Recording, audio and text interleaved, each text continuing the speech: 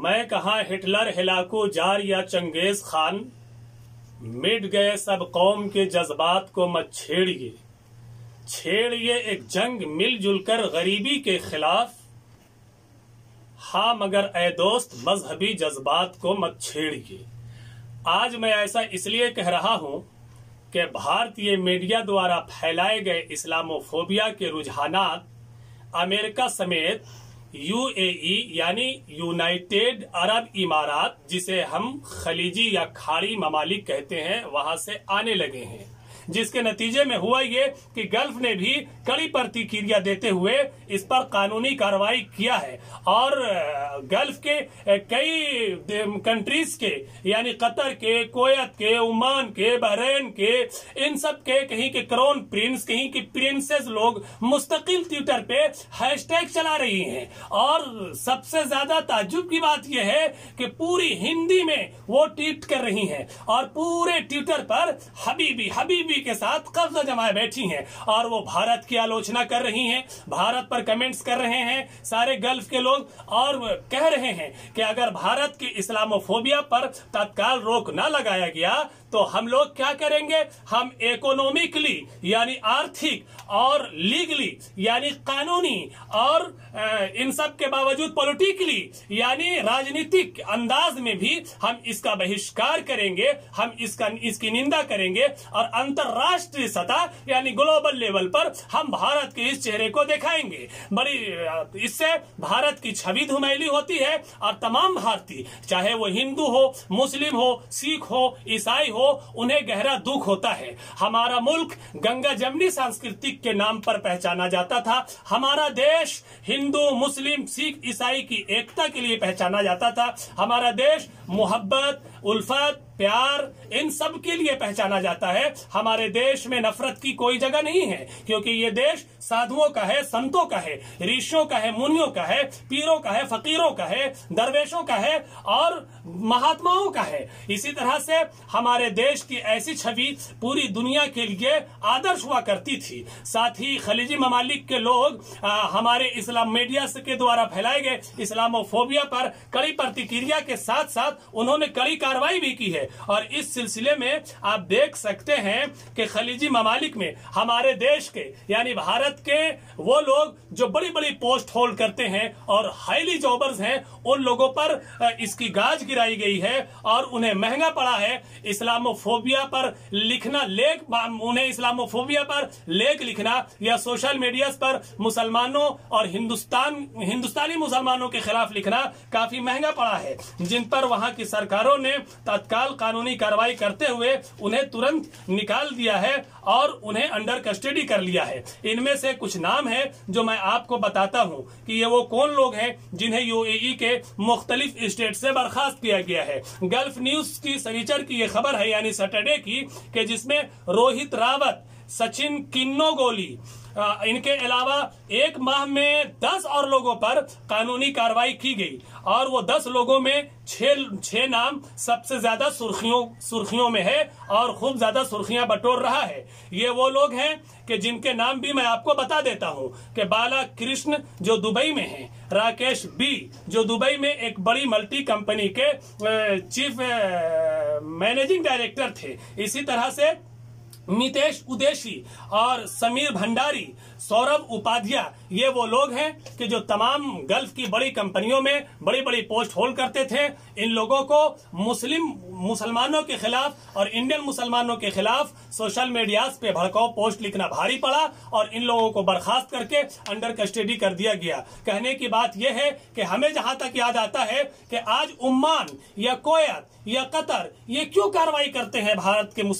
के लोगों पर, भारतीयों पर। वो किसी पर भी कार्रवाई करें, इससे भारत की छवि बर्बाद होती है और खराब होती है। हमें ताज्जुब इस पर भी नहीं है, ताज्जुब इस पर है कि ओमान भी कार्रवाई कर रहा है। वो ओमान कि जो आज से लगभग 8 महीना पहले प्राइम मिनिस्टर मोदी को यूएई का यानी मुत्तहिदा अरब इमारात का सबसे बड़ा प्राइज, सबसे बड़ा वो अवार्ड उन लोगों ने मोदी के नाम किया है। यानी इतनी घनिष्ठता थी, ऐसी मित्रता थी और ऐसी क्लोज फ्रेंडशिप थी प्राइम मिनिस्टर की कि वो लोग प्राइम मिनिस्टर मोदी की तारीफ करने में आसमान जमीन की कलामी मिला देते थे, और हमारे प्राइम मिनिस्टर भी वहां के प्रिंस को और वहां की प्रिंसेस की और वहां की हुकूमतों की तारीफ करते नहीं थकते थे। लेकिन ऐसा क्या हो गया इन 8 महीनों में कि जो आज वो हमारे भारतीयों पर कानूनी और लीगली और इकोनॉमिकली और पॉलिटिकली कार्रवाई करने लगे और साथ ही चेतावनी देने लगे। इससे बता कहने की ये बात है कि ये बहुत चिंता का विषय है, हम लोगों को बहुत दुख हो रहा है, और हम फिर सरकार से विनम्र पूर्वक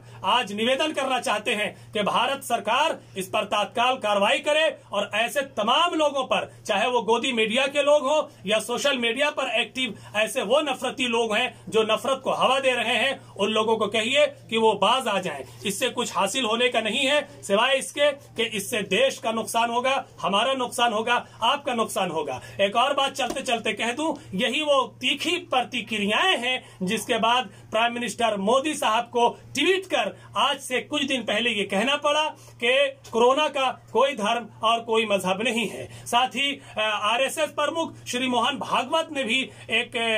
बयान जारी किया जिसमें उन्होंने ये बात कही कि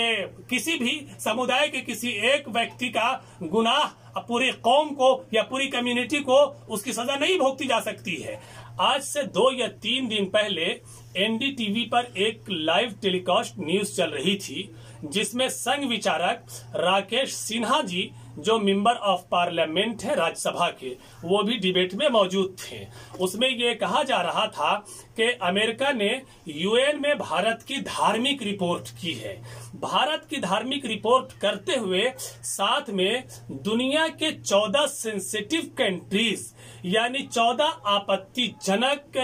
देशों में के लिस्ट में भारत को भी रखा गया है। और उससे भी ज्यादा ताज्जुब की बात यह है कि भारत को साउथ कोरिया और सीरिया के साथ अमेरिका ने रखा है, जो हमारे लिए बहुत चिंता और शर्म की बात है। ये उसी अमेरिका ने भारत की ये लिस्ट तैयार की है जहां नमस्ते ट्रंप का एक बड़ा प्रोग्राम मोदी साहब ने ऑर्गेनाइज करके एड़ी चोटी का जोर लगाया प्रेसिडेंट ट्रंप के इस्तकबाल के लिए, और उसके नतीजे में हमारे देश को बुरी तरह से कोरोना यानी कोविड-19 के महामारी में झोंक दिया। और यही नहीं, हमें बहुत आश्चर्य होता है कि जब प्राइम मिनिस्टर साहब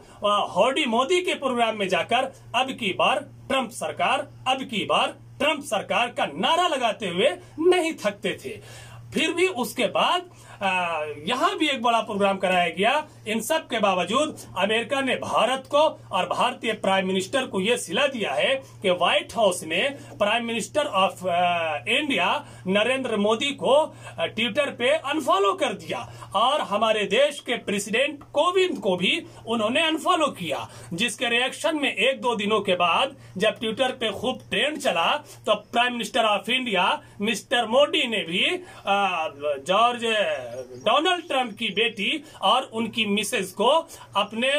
ट्विटर से अनफॉलो किया। कहने की बात यह है कि ये तो अमेरिका की बात रही जिससे आपका गहरा दोस्ताना जम रहा था, और अपनी दोस्ती को एक ग्लोबल फ्रेंडशिप का नाम देने में आप और आपके विचारधारा के लोग कतई पीछे नहीं थे। ये सिर्फ ऐसा करना, सिर्फ ये आपकी बेइज्जती नहीं हुई, देश का प्राइम मिनिस्टर पूरे देश का मान और स्वाभिमान होता है। ये देश की बदनामी हुई, देश की छवि खराब हुई। फिर भी आप होश का नाखून नहीं ले रहे हैं और भारत के मीडिया पर और भारत के ऐसे सांप्रदायिक तत्वों पर कोई भी विराम और लगाम लगाने का काम नहीं कर रहे हैं। जनाब, कहने की बात यह है कि भारत में हम मान लेते हैं कुछ मिनट के लिए कि तबलीगी जमात की बहुत बड़ी गलती है कि तबलीगी जमात ने कोरोना वायरस को फैलाया, हम मान लेते हैं थोड़ी देर के लिए, लेकिन इसका यह मतलब नहीं कि तबलीगी जमात का बहाना लेकर और तबलीगी जमात को हथियार बनाकर पूरी कम्युनिटी को और पूरी कौम को टारगेट किया जाएगा। जबकि आप जानते हैं कि भारत के मुसलमानों ने इस देश के लिए क्या किया है और इस देश के लिए क्या कर सकते हैं। हमने इस मुल्क में सिर्फ ये नहीं कि चाइना को ये कहा सिर्फ सिर्फ ये नहीं कि हमने सिर्फ चाइना को ये कहा था कि हम अहले जमन गंगो जमन दे नहीं सकते, गैरों को कभी अपना वतन दे नहीं सकते। भारत तो बड़ी चीज है, क्या देंगे किसी को? हम चीन के मुर्दों को कफन दे नहीं सकते। हमने जब चाइना को ये कहा था तो हमने अंग्रेजों का भी दांत खट्टा करते हुए मीर बहादुर शाह जफर के नेतृत्व में जब अंग्रेजों ने हमसे ये कहा था कि दम दमे में दम नहीं है, खैर मांगो जान की, ए जफर ठंडी पड़ी है तैग हिंदुस्तान की, तो हमने अंग्रेजों को ललकार के कहा था कि बू रहेगी गाजियों में जब तलक ईमान की, तख्त लंदन तक चलेगी तैग हिंदुस्तान की। और सिर्फ ये नहीं कि हमने बरतानिया को और चाइना को ललकारा, बल्कि पाकिस्तान के नापाक फौजियों ने और नापाक इरादों ने जब जब हमारे देश की तरफ निगाहें उठाकर देखने की कोशिश की थी तो हम कभी फौजदार अब्दुल हमीद बनकर, कभी अशफाकुल्लाह खान बनकर, कभी ब्रिगेडियर उस्मान बनकर हमेशा इस मुल्क की सालमियत और रक्षा किया है। और आज भी इस मुल्क को हमने एक बाबाए मिसाइल, खालिक मिसाइल एपीजे अब्दुल कलाम बनकर, जो भारतीय जनता पार्टी के आदर्श और आइडियल भी हैं, आप उन्हें आइडियल और आदर्श मानते हैं, उन्होंने भारत को कितना मजबूत किया है कि भारत को शक्तिशाली मिसाइल दिया है। इन सब चीजों के बावजूद आज भी इंडिया गेट पर आप देख सकते हैं कि जहां 93,700 कुछ स्वतंत्र सेनानियों के नाम हैं, उनमें 60,000 से 62,000 सिर्फ मुस्लिम स्वतंत्र सेनानियों के नाम हैं, क्योंकि मुसलमान ना आसमान से टपकाया गया है, न जमीन से फसलों की तरह उगाया गया है, और नहीं मुसलमान हवाओं में बहकर कहीं से आया है, बल्कि आप ही का भाई है और इसी मिट्टी से मुसलमान जन्मा है। और इसी मिट्टी की पाक जमीन पर मुसलमान सजदा रख के, अपने सजदा करके यानी मत्था टेक के अपने रब की बारगाह में सजदे शुक्र बजा लाता है। यह मुसलमानों की शान है कि अगर आप गंगा जल को पवित्र मानते हो तो उसी गंगा के पानी से वजू करके मुसलमान अपनी मस्जिद वजू करके पवित्रता हासिल करता है और फिर मस्जिद में जाकर अपने रब की इबादत और पूजा करता है। इसलिए यह वक्त आ गया है कि हम भारत की छवि को सुधारें और अंतर्राष्ट्रीय लेवल पर जो भारत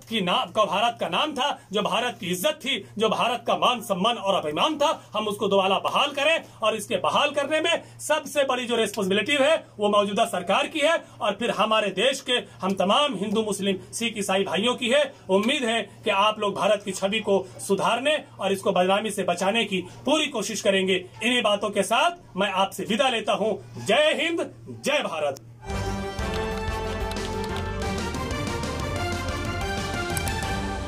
आपकी आवाज